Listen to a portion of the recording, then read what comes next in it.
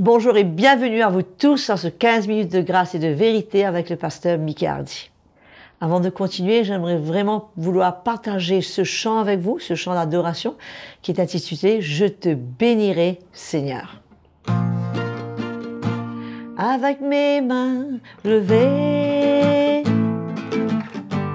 ma bouche pleine de louanges, avec un cœur reconnaissant,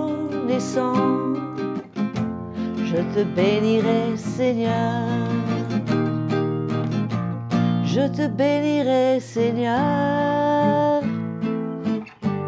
Je te bénirai Seigneur. Avec un cœur reconnaissant, je te bénirai Seigneur. Ensemble, je te bénirai Seigneur. Je te bénirai Seigneur. Avec un cœur reconnaissant, je te bénirai Seigneur. Quel merveilleux cantique à pouvoir reprendre, mes frères et sœurs, dans nos assemblées. Et maintenant, c'est le moment précieux, principal, qui nous arrive, et c'est le pasteur Mickey Hardy qui va venir partager l'évangile avec nous. Et toujours dans cette fameuse série des déclarations des apôtres, il va partager à partir de 1 Corinthiens chapitre 6, versets 1 à 9. Vous savez, mes frères et sœurs, nous vivons dans une famille du Seigneur, avec des gens de toutes les couleurs, de toutes les grandeurs, de tous les âges, de toutes les classes, et souvent nous avons des conflits entre nous. Et l'apôtre Paul nous dit, nous avons tendance dans ces conflits à vouloir se justifier, avoir raison, mais l'apôtre Paul nous dit, pourquoi ne vous laissez pas plutôt dépouiller? Dans le siècle où nous vivons, personne ne veut être dépouillé, on veut gagner, on veut avoir le dernier mot, on veut avoir toujours raison, et pourtant l'apôtre Paul nous encourage dans le sens complètement différent. Donc sans plus tarder, écoutons le pasteur Mickey Hardy, et avons les cœurs très ouverts parce que je suis sûr que le Seigneur va parler à chacun de nos cœurs. Bonjour à tous, quelle joie de se retrouver encore aujourd'hui sur notre programme 15 minutes de grâce et de vérité. Je suis sûr et j'espère que vous êtes bénis, encouragés, édifiés par ces programmes et que vous puissiez continuer à servir le Seigneur, grandir et servir le Seigneur. Avant de commencer, merci à Audrey pour ce chant que nous apprécions, qui nous aide et qui nous donne l'opportunité de louer le Seigneur chaque jour. Alors, 15 minutes de grâce et de vérité. Nous allons continuer à parler des déclarations des apôtres. Et aujourd'hui, nous allons lire et partager dans la première épître de Paul aux Corinthiens à partir du verset 1. Amen, le verset 1. Allez, je vous donne quelques secondes pour ouvrir votre Bible. 1 Corinthiens chapitre 6, verset 1. Nous lisons. « L'un d'entre vous, lorsqu'il a un différend avec un autre, ose-t-il plaider devant les injustes et non devant les saints? Ne savez-vous pas que les saints jugeront le monde? Et si c'est par vous que le monde est jugé, êtes-vous indigne de rendre les moindres jugements? » Point d'interrogation, question de la part de l'apôtre Paul. « Ne savez-vous pas que nous jugerons les anges? Et nous ne jugerions pas, à plus forte raison, les choses de cette vie? » Plusieurs questions que l'apôtre Paul parle ici. Si donc vous avez des différends pour les choses de cette vie, ce sont les gens dont l'Église ne fait aucun cas que vous prenez pour juge? Une autre question encore. Et Paul dit, après avoir posé ces questions, « Je le dis à votre honte. » Ainsi, il n'y a parmi vous pas un seul homme sage qui puisse prononcer un jugement entre ses frères, mais un plaide contre un frère, et cela devant les infidèles. C'est déjà certes un défaut chez vous que d'avoir des procès les uns avec les autres. Pourquoi ne souffrez-vous pas plutôt quelque injustice? Pourquoi ne vous laissez pas plutôt dépouiller? mais c'est vous qui commettez l'injustice et qui dépouillez, et c'est envers les frères que vous agissez de la sorte. Point d'exclamation. Une dernière question. Ne savez-vous pas que les injustes n'hériteront point le royaume de Dieu? Amen. Voilà quelques versets où Paul parle des procès entre chrétiens. Des procès entre chrétiens. Des différends, des problèmes. Et finalement, ça termine par un procès, que ce soit en justice ou de quelque manière. Mais c'est là que Paul vient nous expliquer comment. Il y a une des questions qu'il pose ici est bien dire: un frère plaide contre un frère, et cela devant les infidèles. C'est déjà certes un défaut chez vous que d'avoir des procès les uns avec les autres. Premièrement, l'apôtre Paul trouve étrange qu'entre chrétiens, il y a des procès, des différends qui ne peuvent pas être réglés. Première chose, comment les chrétiens peuvent avoir ces problèmes entre eux sans que eux-mêmes, allons dire deux frères, ils ont un problème, un différend, quelque chose qui les a éloignés. Première chose que Paul dit, mais comment se fait-il qu'entre vous-mêmes, en tant que frères, vous n'arrivez pas à régler ce problème? Première chose qu'il dit. Finalement, il vient nous encourager à ce qu'il n'y ait pas de différend entre nous, au point où nous nous séparons, nous restons à l'écart l'un l'autre, mais comment se fait-il qu'il y ait un procès? Une affaire en cours? Première chose. Deuxième chose qu'il parle, il vient dire, comment, si nous allons juger le monde, comment est-ce qu'on ne peut pas porter un jugement entre nous? N'y a-t-il pas quelqu'un de sage parmi nous qui pourrait emmener un jugement et solutionner le problème entre frères, dans l'Église? Ce serait la chose la plus sage. Il pose la question. Écoutez la question. Il n'y a parmi vous pas un seul homme sage qui puisse prononcer un jugement entre ses frères parmi vous?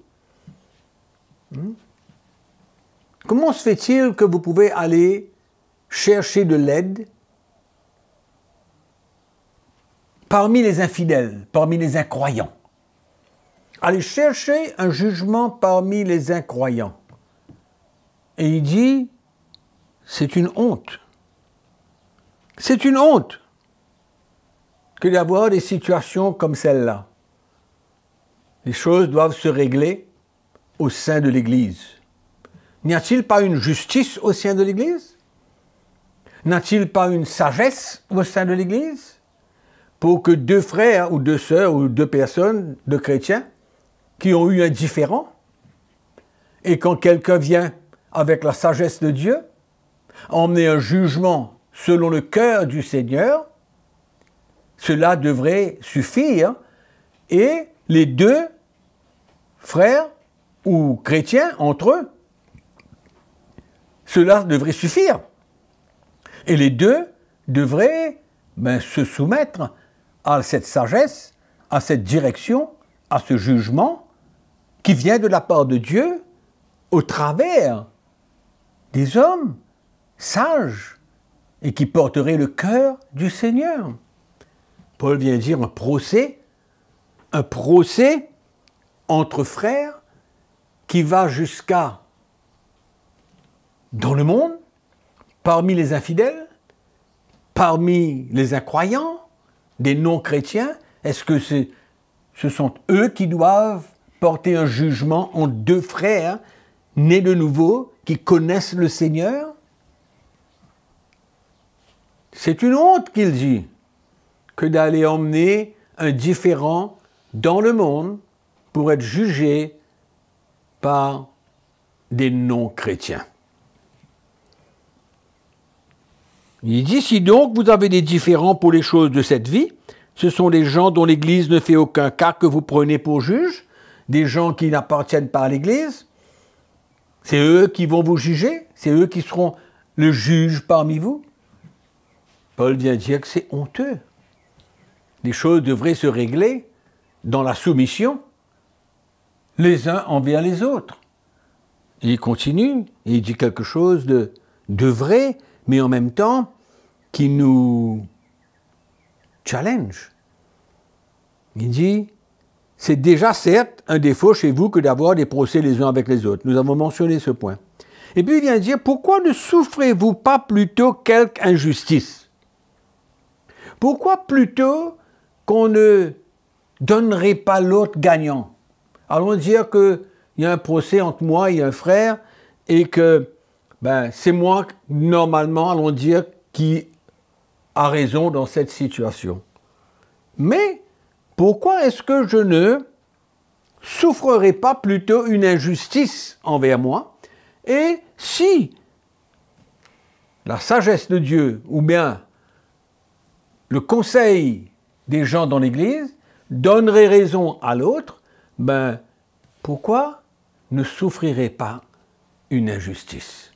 En d'autres mots, je le donne gagnant.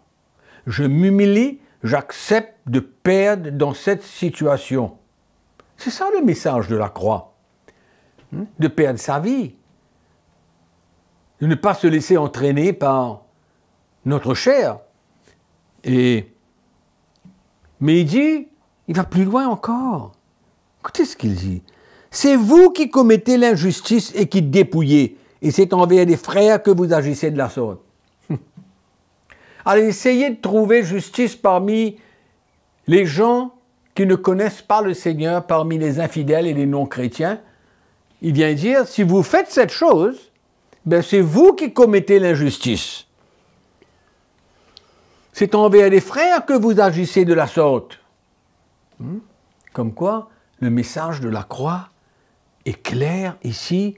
L'apôtre Paul nous conseille, mais prends ta croix, meurs à toi-même, accepte de perdre, humilie-toi, donne à l'autre frère de gagner, sois prêt à perdre.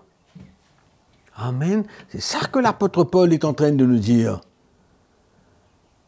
Et il vient dire, ne savez-vous pas que les injustes n'hériteront point le royaume de Dieu? Les injustes, c'est là où vous allez chercher conseil, c'est là où vous allez chercher la sagesse de Dieu. Les injustes n'hériteront pas le royaume de Dieu, c'est-à-dire, n'emmenez pas un différent parmi les non-chrétiens, parce qu'alors, c'est vous qui commettrez l'injustice. C'est ça qu'il vient dire dedans.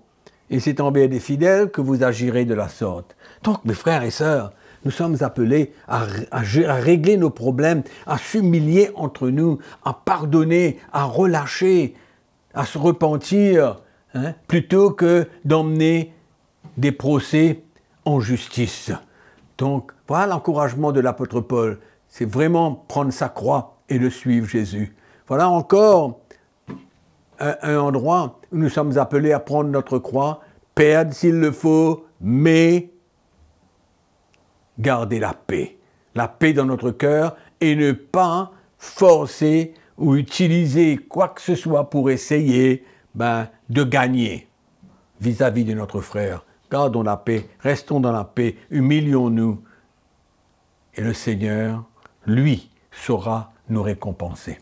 Amen. Que la grâce du Seigneur soit avec vous et j'espère que vous avez été encouragés et que cela vous fasse du bien et que si vous vous trouvez dans cette situation, la solution est l'Évangile, la parole de Dieu. Amen. N'oubliez pas que nous vous aimons. En effet, mes frères et sœurs, qui d'entre nous n'aura pas vécu une situation où il a considéré être traité injustement ou des conflits avec des frères et des sœurs de l'Église? Et souvent on est tenté de vouloir régler ces choses à l'extérieur alors que le Seigneur nous appelle à nous humilier, à relâcher, à pardonner et une occasion encore de prendre notre croix afin que toutes ces situations soient réglées et que la paix demeure dans l'Église et entre frères et sœurs. Merci d'avoir été avec nous. N'oubliez surtout pas, je suis sûre que vous avez été bénis, de liker ce programme, cette vidéo. Et aussi pour ceux qui ne l'ont pas encore fait, je vous encourage à souscrire, à vraiment vous enregistrer à notre chaîne YouTube CTMI. Aussi, comme d'habitude, à cliquer cette petite clochette afin d'activer les notifications et d'être informé à chaque fois que nous postons quelque chose qui va vous bénir. Toutes les informations sont affichées sur votre écran. N'hésitez pas à nous écrire, à partager ce que vous vivez avec le Seigneur et surtout continuez à aimer Jésus de tout votre cœur. En ce qui me concerne, je vous revois très bientôt.